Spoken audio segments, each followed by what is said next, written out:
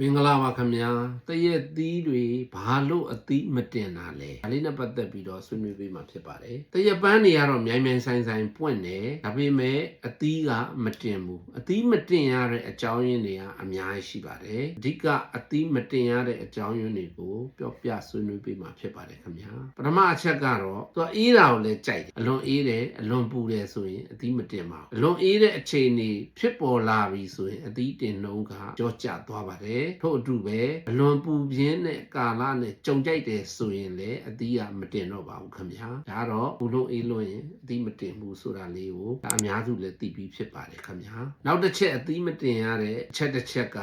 မူမမှန်တဲ့ပန်းပွင့်နေပွင့်နေမူမမှန်တဲ့အရွက်နုတွေထွက်တာတွေ့ရရင်လည်းအသီးမတင်ပါဘူးဒါတော့သူ့ရဲ့ဇီဝကာမဖြစ်စဉ်ကမမှန်မကန်ဖြစ်လာတာဒါအချန်ထိုင်းလိုမှာဒီဟာရှိတတ်ပါတယ်တချို့အပင်တွေဆိုရင်တွေ့ရမှာပါအပန်းပွင့်အစိမ်းရောင်ဖြစ်နေတယ်တုတ်ဖြစ်ပြီးတော့ပုတိုတိုလေးဖြစ်နေတယ်အဖိုးပွင့်တွေကများပြီးလိန်စုံပွင့်နဲနေတော့ဒီလိုပန်းခိုင်တွေကအသီးတင်တာမရှိဘူးပေါ့နော်အသီးတင်မှုတော်တော်နဲတာကိုတွေ့ရပါတယ်ခင်ဗျာနောက်တစ်ချက်ကမဲ့ပြောက်ဆုံးယောဂါကြောင့်လည်းအသီးမတင်တတ်ပါဘူးအသီးတင်မှုကိုများစွာရော့ကျစေတဲ့ယောဂါတွေမှာမဲ့ပြောက်ဆုံးအထိတ်ဆုံးကပါပါတယ်ခင်ဗျာအန်တရနုလို့ခေါ်ပါတယ်ဒါပန်းပွင့်တွေကအမဲကွက်တွေဖြစ်တယ်အညိုကွက်တွေဖြစ်တယ်ပုံမှန်ဖြစ်ပြီးတော့ဒါကျွေကျသွားတယ်ဒီလိုမဖြစ်ရအောင်ပန်းစပွင့်တဲ့အချိန်မှာတင့်တော်တဲ့မှုစေးတစ်ခုခုပေးရပါမယ်မန်ကိုဆွဲဟန်စာကိုနာဆိုတိုင်းမီကိုနာဆိုအဆိုဗီစတိုဗင်စတဲ့မှုစေးတင့်တော်တဲ့စေးတစ်ခုခုဖြန်းပေးဖို့လိုပါတယ်ခင်ဗျာနောက်တစ်ခုပန်းတွေပွင့်ပြီးတော့အသီးမတင်ရတာက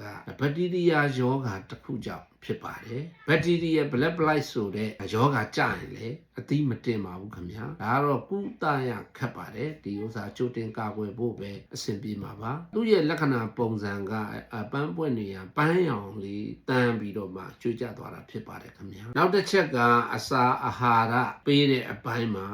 အစာအာဟာရနည်းတယ်အစာအာဟာရမရရှိဘူးပေးတဲ့ကျွေးတဲ့အစာကအပင်အတွက်မျှတမှုမရှိဘူးလုံလောက်မှုမရှိဘူးဆိုရင်လည်းအသီးမတင်တတ်ပါဘူးခင်ဗျာဒါကိုအထူးဂရုစိုက်ဖို့လိုပါတယ်ဒါကတော့ကျွန်တော်တို့လုပ်ယူလို့ရတဲ့အပိုင်းမှာကောင်းကောင်းလေးအစာကျွေးပေးဖို့လိုပါတယ်တစ်နှစ်ကိုအနည်းဆုံး2ကြိမ်ကနေ3ကြိမ်အစာကျွေးပေးဖို့လိုအပ်ပါတယ်အစာကျွေးတဲ့အခါမှာလည်း NPK ကိုအချိုးမျှတစွာသုံးစွဲတတ်ဖို့လိုပါတယ်ခင်ဗျာနောက်တစ်ခုဝက်မုံကူးတဲ့အခါမှာဒီပန်းပွင့်တွေလိန်စုံပွင့်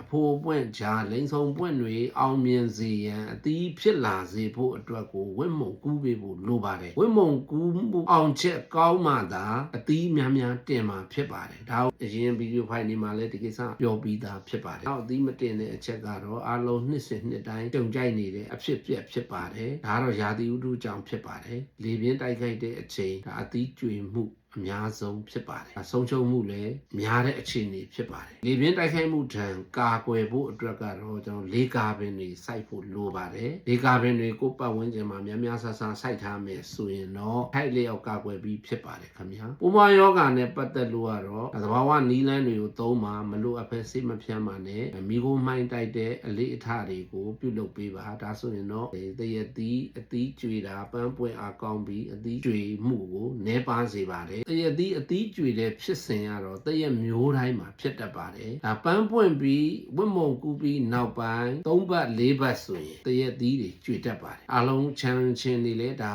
ကြုံဘူးပြီးသားဖြစ်ပါတယ်ဒါမျိုးရိုးပြီးသားနဲ့လည်းဆိုင်ပါတယ်တရက်ပင်တိုင်းတရက်သီးမျိုးစားတိုင်းအ